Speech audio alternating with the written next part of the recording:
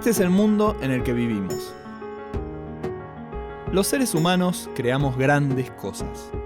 Podemos movernos por todo el mundo, volar, hablar cara a cara con alguien que se encuentra a miles de kilómetros, curarnos de la mayoría de las enfermedades, comprender cómo funciona el universo y hasta tenemos espacio para la creatividad.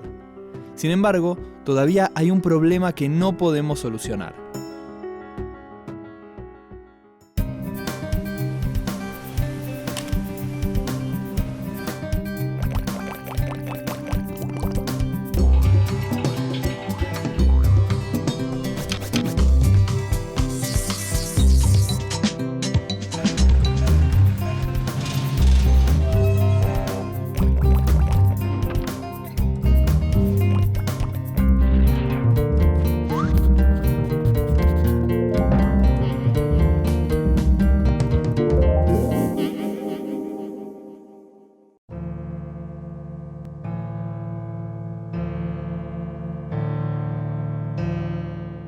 Casi la mitad de la humanidad sufre hambre o muestra indicios de desnutrición.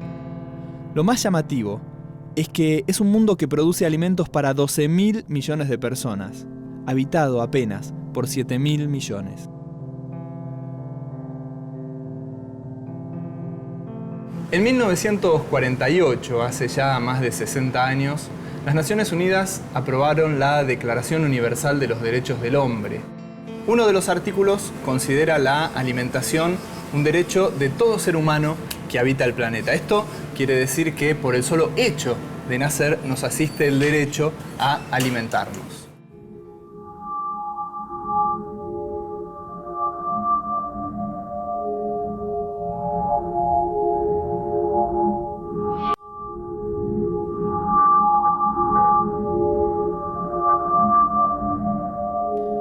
A lo largo de los siglos, la alimentación siempre fue un tema de preocupación.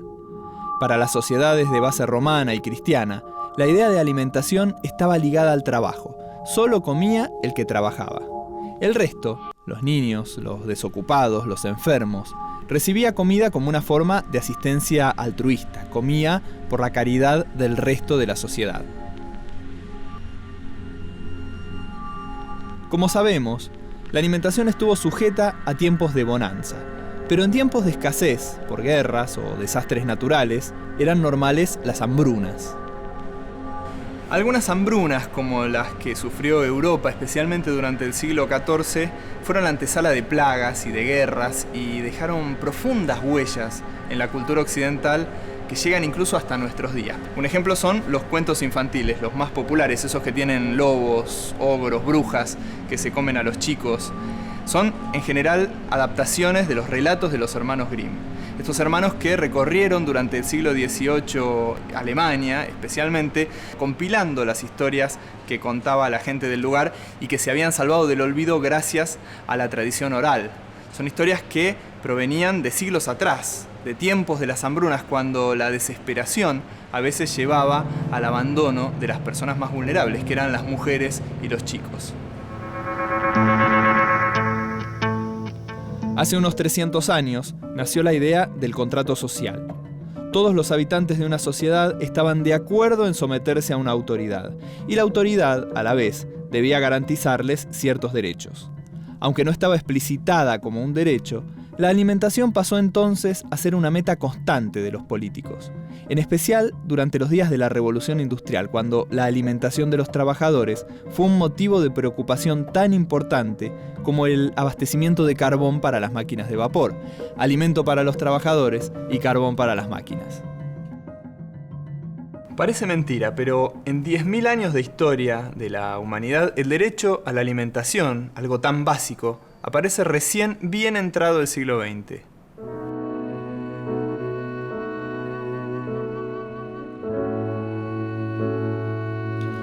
Algunos antecedentes del derecho a la alimentación pueden encontrarse ya a principios del siglo XX, en las constituciones de la Revolución Mexicana y de la Revolución Rusa, por ejemplo. Pero no se vio realmente plasmado hasta 1948, cuando las Naciones Unidas proclamaron la Declaración Universal de Derechos Humanos. el artículo 25 incluye la alimentación como parte del derecho de toda persona a un nivel de vida adecuado. Toda persona tiene derecho a un nivel de vida adecuado que le asegure, así como a su familia, la salud y el bienestar, y en especial la alimentación, el vestido, la vivienda, la asistencia médica y los servicios sociales necesarios. Esta declaración es concluyente. Las personas tienen derecho a estar alimentadas y los estados son los garantes. No es caridad, no es dádiva, es un derecho tan fundamental como el derecho a que se respeten nuestras vidas. Si alguien no tiene para comer, el Estado debe asistirlo. ¿Qué quiere decir derecho a la alimentación? Es un derecho, es una obligación. La alimentación de los niños, nosotros, todo es un derecho y una obligación de que los niños coman, todo haya para comer. Fundamentalmente es el poder adquisitivo, la posibilidad de que uno pueda tener el plato de comida todos los días, y el plato de comida tiene que ser variado. Todos como seres humanos tenemos derechos a tener una alimentación saludable, no solo una alimentación que se base en el hecho de comer nada más, sino que tenemos derecho a tener una alimentación saludable. Y derecho de alimentación sí, sería... es vida. O sea, uno se tiene que alimentar para vivir, o sea, para estar bien, para estar saludable, para tener energía, para... Derecho de alimentación yo calculo que lo debe tener todo el mundo. Probablemente tengamos una idea bastante incompleta de lo que es el derecho a la alimentación. Seguramente pensamos que es el derecho a estar alimentados, lo cual no es poco. Pero eso es solamente el comienzo. El derecho a la alimentación en realidad implica muchísimo más. El derecho a la alimentación es el derecho que tienen las personas a comer alimentos que sean sanos, inocuos y adecuados culturalmente, suficientes, ¿no? Para cubrir sus necesidades. 1985, el año de la final intercontinental entre Argentinos Juniors y Juventus, del Nada Personal de Soda Stereo, del primer Oscar a la Argentina por La Historia Oficial de Luis Puenzo, del Plan Austral, de la aparición del Windows, del juicio a las juntas militares. Ese año, el mundo alcanzó la suficiencia alimentaria. Por primera vez en la historia, la humanidad producía alimento equivalente al que necesitaba toda la población mundial.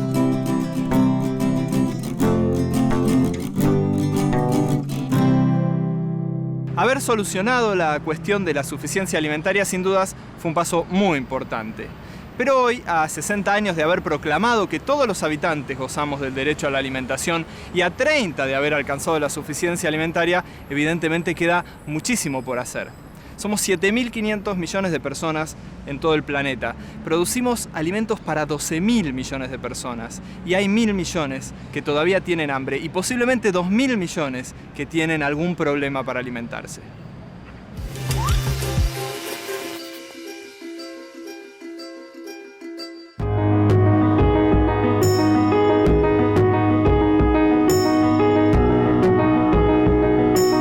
En los años 40 del siglo pasado, las Naciones Unidas proclamaron que todos los seres humanos gozamos del derecho a la alimentación. Es el derecho a comer, pero también a poder elegir lo que comemos y a poder comprarlo. En los años 80, el mundo alcanzó la suficiencia alimentaria, pero todavía hoy tenemos casi la mitad de la población mundial con hambre o con problemas para alimentarse. Y aquí hay una de las claves del problema. Nuestra sociedad considera los alimentos como mercancías.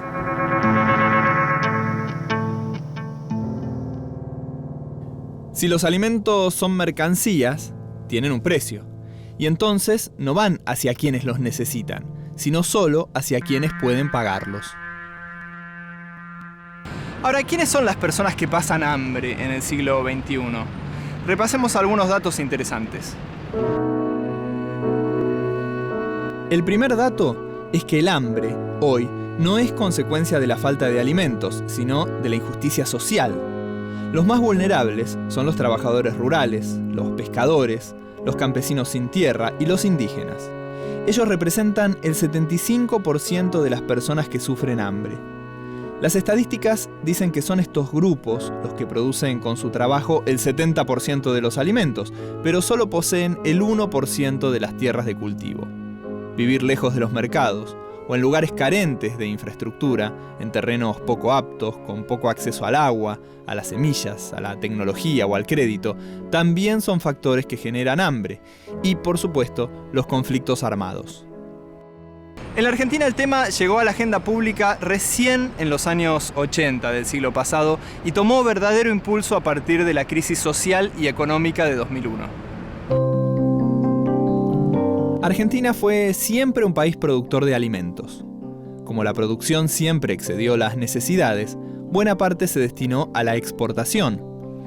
Para la dirigencia política ligada a los sectores productores de alimentos, el hambre no era un problema de agenda. En el granero del mundo no era posible que alguien pasara hambre, a menos que no quisiera trabajar. Pero en los años 30 del siglo pasado, se apreció por primera vez un reconocimiento oficial del problema. La sanción de la Ley de Maternidad e Infancia por iniciativa del legislador socialista Alfredo Palacios incluía la distribución universal de leche en polvo, para reforzar la alimentación de niños y madres de bajos recursos. Pero recién en 1984 se puso en marcha el primer plan a gran escala. Aún así, las mujeres constituyen el principal grupo afectado por la desnutrición. El Plan Alimentario Nacional fue una promesa de la campaña de Raúl Alfonsín del 83, que apuntaba a paliar la cuestión del hambre en una sociedad que tenía más o menos un 15% de sus integrantes por debajo de la línea de pobreza. La idea era cubrir el 30% de las necesidades nutricionales de una familia de 4 personas, con la entrega mensual a lo largo de 5 años de esto que fue el emblema, la caja PAN. Generalmente esta caja traía 2 kilos de leche en polvo,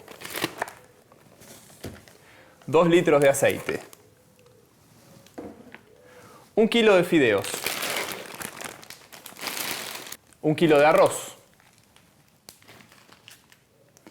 1 kilo de carne enlatada, 2 kilos de harina y 1 kilo de porotos. A veces traían también bonos para canjearlos por carne y hasta por medicamentos. 1.400.000 cajas se llegaron a repartir por mes en un plan que movilizaba 2.500 personas y que duró hasta el final del gobierno de Raúl Alfonsín, en 1989. El plan llegó a alcanzar a unas 700.000 familias. El primer plan alimentario lo que hace es poner en relevancia que el Estado es responsable de la situación alimentaria de la población. Es la primera vez que el Estado da un paso al frente y dice: yo tengo responsabilidad sobre este tema. No es solamente hay gente que no llega a comprar la comida que necesita, sino es el Estado es responsable de esto. Ese es el gran mérito del Plan Alimentario Nacional, el primero, el PAN. Durante los años 90, las políticas neoliberales produjeron un aumento vertiginoso de la desigualdad en la Argentina. La pobreza y la indigencia alcanzaron picos históricos, al ritmo de un Estado cada vez más débil. Tras la crisis de diciembre de 2001, el Estado comenzó a trabajar para paliar la situación a través de diversos planes sociales. El daño de 3 décadas fue de tal magnitud que aún la mejora experimentada en los índices socioeconómicos desde 2003 no alcanzó para compensar las situaciones más urgentes. Por eso el Gobierno Nacional en 2009 decretó una asignación universal por hijo, que hoy alcanza a 3,5 millones de chicos y que busca, entre otros objetivos, garantizar el derecho a la alimentación.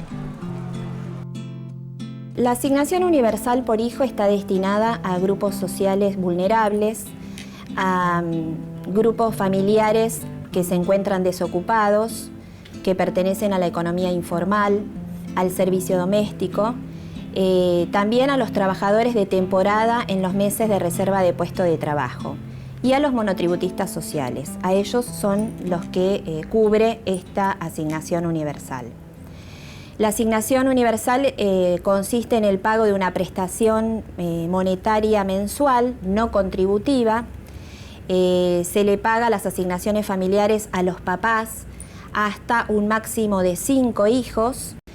Los papás tienen que ser argentinos o pueden ser extranjeros, pero tener una residencia de 3 años en el país con anterioridad al otorgamiento de la asignación, porque la asignación no se solicita, ANSES la otorga automáticamente cuando encuentra que un papá se encuentra en esta situación de vulnerabilidad.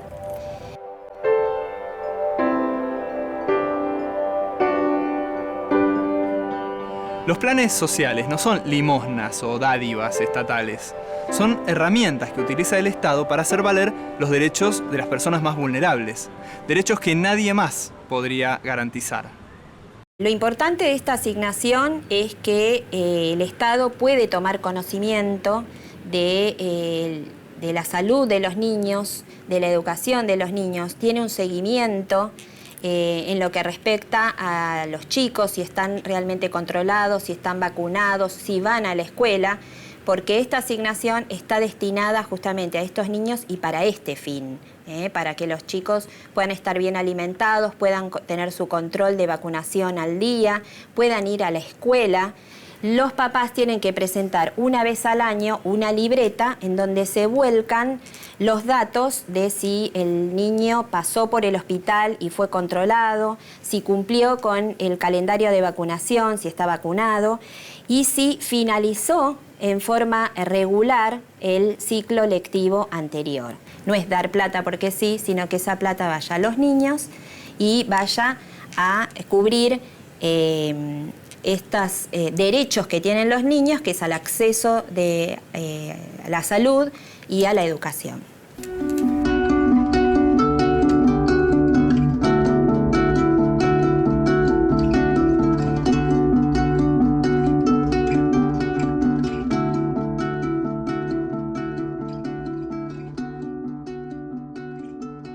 A mediados de los años 90 se incorporaron 2 conceptos nuevos en el derecho a la alimentación que apuntan a mejorar la distribución de los alimentos: la seguridad alimentaria y la soberanía alimentaria. Seguridad alimentaria tiene ejes conceptuales como que en un país, en una provincia o en una familia, para que haya seguridad alimentaria tiene que haber disponibilidad de alimentos, ¿sí? En un país podemos pensar qué sembramos, qué vendemos de eso y qué compramos para que haya disponibilidad. No alcanza con saber qué sembramos, sino tenemos que saber qué nos queda y lo que compramos para completar, que haya disponibilidad. Hablamos de seguridad alimentaria cuando se cumplen 5 condiciones. La primera es la suficiencia, es decir, la producción de alimentos suficientes. La segunda es la estabilidad en la provisión. La tercera es la autonomía. La idea es que cada región produzca los alimentos que consume, algo que va en contra de la actual tendencia al monocultivo. La cuarta condición es la sustentabilidad y tiene que ver con producir de una manera que no deteriore el medio ambiente. Por último, la quinta condición es la equidad, para garantizar la provisión a los que más necesitan. El segundo concepto es el de soberanía alimentaria e implica fundamentalmente el derecho de los campesinos a decidir sobre su producción, brindándoles acceso a la tierra, a créditos y a tecnología, así como la obligación del Estado de proteger a sus ciudadanos de maniobras abusivas del mercado.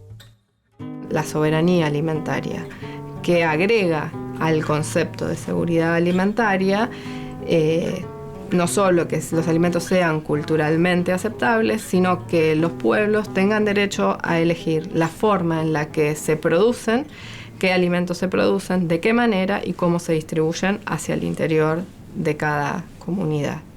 No se trata solamente de repartir comida, es algo mucho más complejo.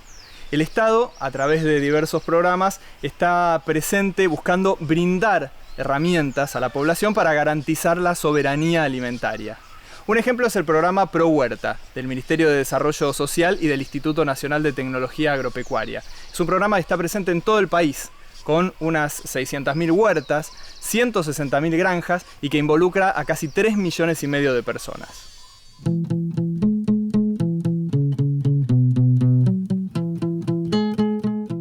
Alicia, ¿cómo funciona el programa ProHuerta? ¿Cómo es ese día a día, esa capacitación, esas semillas que se entregan? Bueno, acá hay una técnica del ProHuerta que recorre toda la zona. Y nosotros acá somos una de las sedes. Entonces capacitamos a las promotoras y además tenemos las semillas y entregamos las semillas. La familia, adelante hay un centro de salud, así que tenemos muy asociado a la producción de alimentos con el tema de salud también. Una promotora del ProHuerta es una vecina que está en el barrio, que decide trabajar con huerta, entregar semilla. Casi siempre, bueno, uno tiene que tener, ¿no?, una decisión de que te va a llevar tiempo, de trabajar, de explicarle, tener un poco de tiempo y dedicarle también, porque uno tiene que hablar con la gente. No es solo por ahí agarrar el paquetito y entregarle, sino explicarle.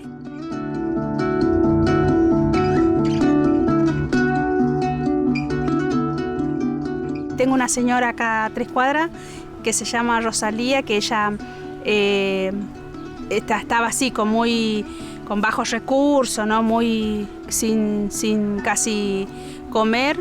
Y ella, bueno, yo le empecé a dar semilla y ella plantó las calabacitas, plantó los zapallitos y ella me contaba que sí, me dice, yo ahora tengo, aunque sea si no tengo carne, no sé, hiervo el choclo, hiervo las calabazas y comemos todos los días. Así que yo veo eso de cómo mejora la alimentación con las verduras.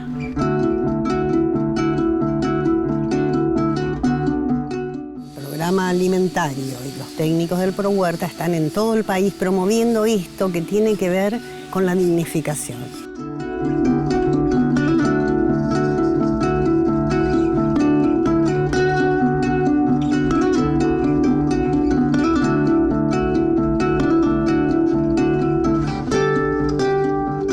Hablamos de soberanía alimentaria, o sea, de la importancia y del derecho a elegir lo que uno quiere comer. Esta vez, los participantes de ProHuerta nos van a enseñar una receta con lo que ellos mismos cultivan. La ensalada de la huerta con fideos puede ser una posibilidad para el verano. O sea, todo lo que tenemos en la huerta nos sirve. Las lechugas moradas, la chicoria o radiccheta, rúcula, tomate, zanahoria. Cuantos más colores tenga, mejor.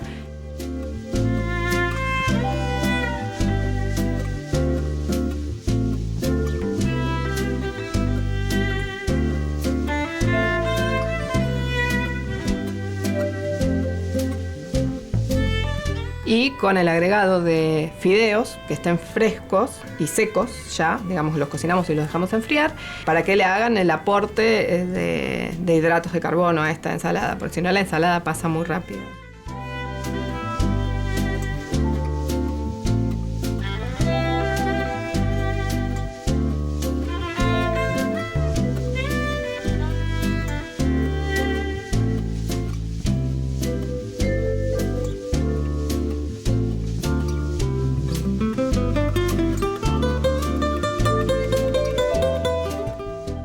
Hola, ¿qué tal? Soy Sara, soy de la provincia del Chaco, de Villa Bertet.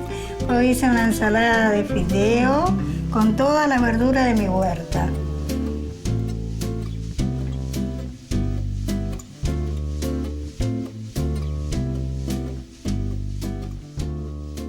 A principios de los 80, el Premio Nobel de Economía, Amartya Sen, escribió que la gente se muere de hambre por su incapacidad para acceder a los alimentos aunque estén disponibles, si no tiene el dinero para comprarlos o no cuenta con un derecho social políticamente sancionado.